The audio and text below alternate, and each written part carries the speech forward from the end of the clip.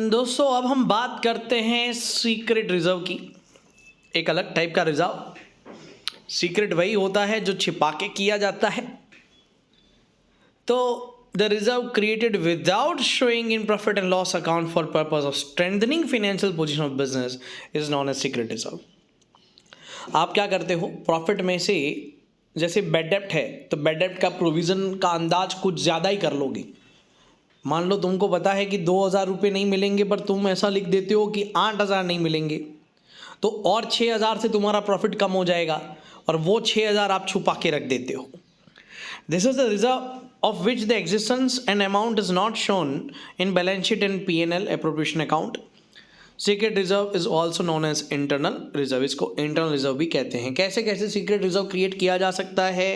Provision को ज़्यादा करके, क्लोजिंग स्टॉक की अंडर वैल्यू करके, बेड डेप्ट का ज़्यादा प्रोविज़न बता के, कोई कैपिटल एक्सपेंडिचर को भी P&L में लिख के, कोई कंटीजेंट लायबिलिटी हुई ना हो तो भी हो गई ऐसा लिख के, या फिर खर्चे जो हैं वो जो एक्चुअल में है उससे ज़्यादा बता के। पर ये जनरली सीक्रेट रिजर्व जो है उसको क्रिएट नहीं करना चाहिए। कुछ ही किस्सों में वो क्रिएट किया जाता है, एडवाइजेबल तो नहीं है। फिर है दोस्तों capital reserve.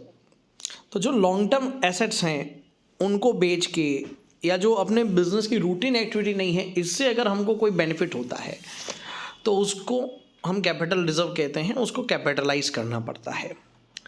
The reserve which is created out of capital profit and can not be used for distribution of dividend is known as capital reserve. जो कि डिविडेंड डिस्ट्रीब्यूशन के लिए काम में नहीं आता। ये इंपॉर्टेंट पॉइंट है, आप बता सकते हो।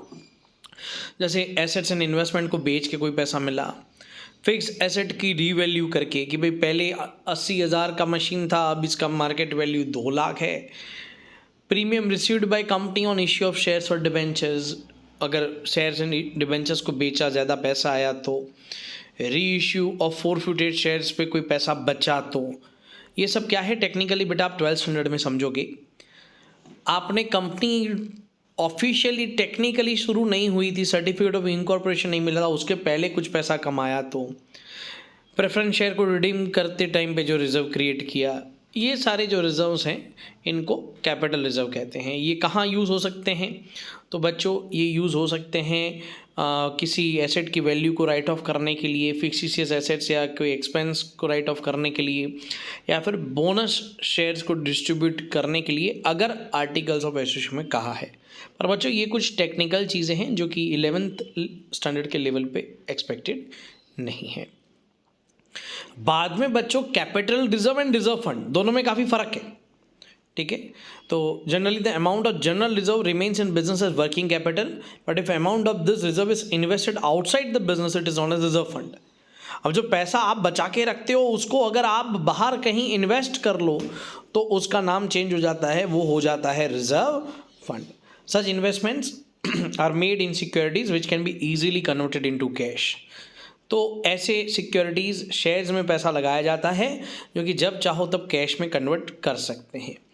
The company makes investment of reserves outside the business in security only if वो पैसा अपने बिजनेस में मुनाफे के तौर पे, मतलब ज़्यादा मुनाफे वाले बिजनेस पे ना लगाया जाए, या फिर आपको अभी उस पैसे की ज़्यादा ज़रूरत नहीं है, किसी बात के टाइम पे ज़रूरत है, तो रिजर्व फंड क्रिएट किया जा सकता है।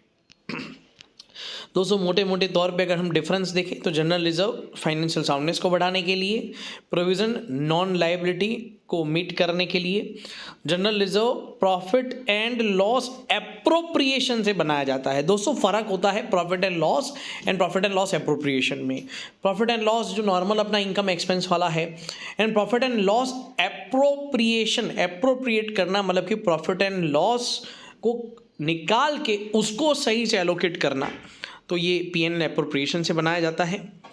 प्रोविज़न प्रॉफिट एंड लॉस से बनाया जाता है। फिर वॉलेंटरी है, मैंडेटरी, मतलब कि आप चाहो तो ही, या कंपलसरी। तो ये लगभग वॉलेंटरी होता है, कंपलसरी नहीं होता। प्रोविज़न हर साल रखना पड़ता है, कुछ कानूनी तौर पे भी उसकी ज़रूरत होती है। जनरल रिजर्व किसी भी काम के लिए इस्तेमाल कर सकते हैं, प्रोविज़न बस उसी के लिए यूज़ कर सकते हैं जिसके लिए वो क्रिएट किया गया है। जनरल रिजर्व बाहर इन्वेस्ट किया जा सकता है, प्रोविज़न बाहर इन्वेस्ट नहीं किया जा सकता। डिविडेंड को बांटने के लिए जनरल रिजर्व यूज़ कर सकते हैं, प्रोविज़न नहीं कर सकते। जनरल रिजर्व बैलेंस शीट में लायबिलिटी साइड पे शो किया जाता है रिजर्व्स एंड सरप्लस में, और प्रोविज़न जो है उसको आप अगर मान लो एसेट का प्रोविज़न है तो उसको एसेट में से माइनस करके बताते हैं, नॉर्मल प्रोविज़न हो तो उसको बैलेंस शीट की लायबिलिटी साइड बताते हैं। तो बच्चों ये कुछ इम्पॉर्टेंट टॉपिक्स से आपके चैप्टर प्रोविज़न एंड रिजर्व्स के।